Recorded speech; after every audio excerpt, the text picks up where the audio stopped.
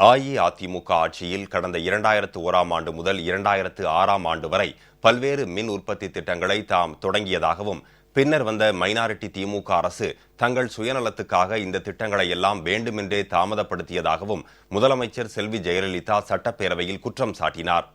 தமிழக சட்டப்பேரவையில் நேற்று எரிசக்தி துறை, மதுவிலக்கு மற்றும் ஆயத்தீர்வைத்துறை மானிய கோரிக்கைகள் மீதான விவாதத்தின் போது குறுக்கிட்டு பேசிய முதலமைச்சர் செல்வி ஜெயலலிதா மின் உற்பத்தியை பெருக்க தமது தலைமையிலான அரசு மேற்கொண்ட பல்வேறு நடவடிக்கைகளை பட்டியலிட்டார்.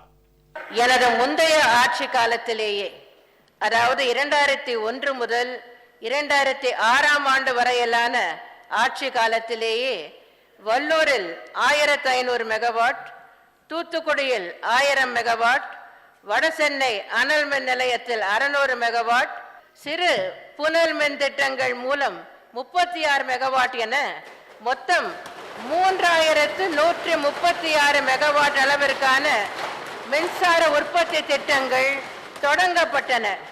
ஆனால் தங்களது சுயநலத்துக்காக இந்த திட்டங்களை எல்லாம் முந்தைய திமுக அரசு விரைந்து முடிக்கவில்லை. அதிக விலையிலான மின்சாரத்தை தனியாரிடமிருந்தும் மின் பரிமாற்றத்திலிருந்தும் வாங்க வேண்டும் என்பதற்காகவே இந்த திட்டங்கள் எல்லாம் தாமதப்படுத்தப்பட்டன.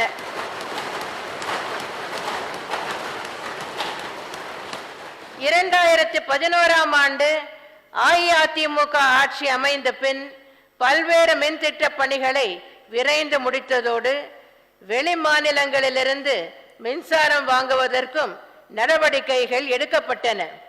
வெளி மாநிலங்களிலிருந்து மின்சாரம் கொண்டு வரப்பட வேண்டும் என்றால் அதற்கான மின்வழி தடம் வேண்டும்.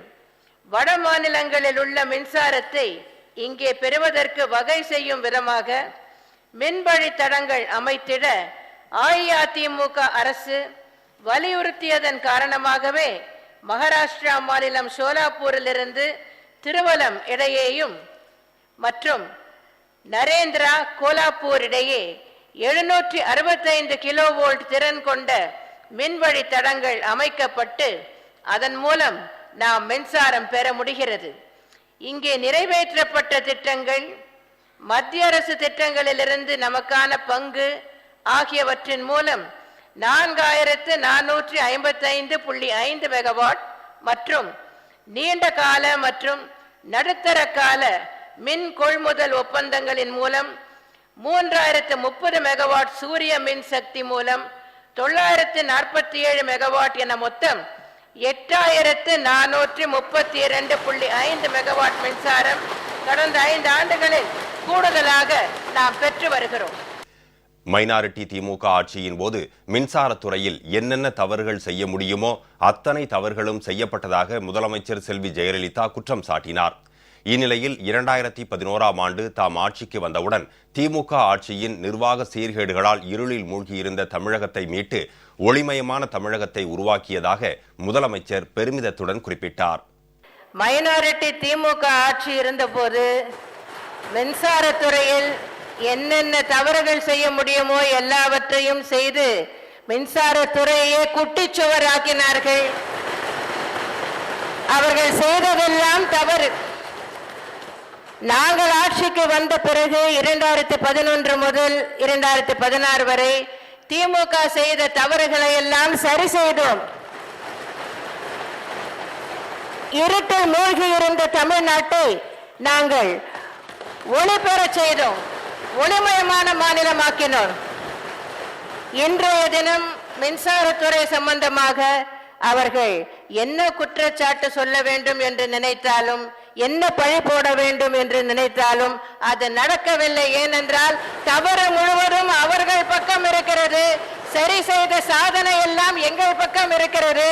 அதனால் எல்லாவற்றுக்கும் மாண்புமிகு மின்சாரத்துறை அமைச்சர் சரியான திட்டவட்டமான பதில்களை தருவதால் சரியான பதிலடி ஒவ்வொரு வினாடியும் அவர்களுக்கு கிடைத்துக் கொண்டிருப்பதால் அதற்கு மேல் இங்கே இருக்க மாட்டார்கள் என்று எதிர்பார்த்தேன். அதுக்கு தகுந்தபடி அவர்கள் வெளிநடப்பு செய்துவிட்டார்கள். இதனிடையே சட்டப்பேரவையில் அஇஅதிமுக உறுப்பினர் திரு முத்தையா பேசிய போது வயக்காட்டு பொம்மைகள் என குறிப்பிட்டார். இதனைத் தொடர்ந்து திமுக உறுப்பினர்கள் கூச்சலிட்டனர். அப்போது இதுகுறித்து விளக்கம் அளித்த முதலமைச்சர் செல்வி ஜெயலலிதா, அஇஅதிமுக உறுப்பினர் யாருடைய பெயரையும் குறிப்பிட்டு சொல்லவில்லை என்றும் இதற்கு திமுகவினர் ஏன் சத்தம் போடுகிறார்கள் என புரியவில்லை என்றும் குறிப்பிட்டார். தமிழில் வயக்காட்டு பொம்மை என்றால் அது ஒன்றும் அன்பார்லிமெண்டரி சொல்லல்ல, கெட்ட வார்த்தை அல்ல. மேலும் மாண்புமிகு உறுப்பினர் அவர்கள் பேசுகின்ற போது யாருடைய பெயரையும் குறிப்பிட்டு சொல்லவில்லை. இதற்கு எதிர்க்கட்சி உறுப்பினர்கள் ஏன் இப்படி சத்தம் போடுகிறார்கள் என்று எங்களுக்கு புரியவில்லை. மாண்புமிகு ஆளுங்கட்சி உறுப்பினர் அவர்கள் வயலில் இருக்கும் வயக்காட்டு பொம்மைகளை பற்றி பேசினார். இங்கு இருக்கின்ற எதிர்க்கட்சி உறுப்பினர்கள் தங்களைத்தான் குறிப்பிடுகிறார் என்று ஏன் எடுத்துக்கொள்ள வேண்டும் என்று புரியவில்லை.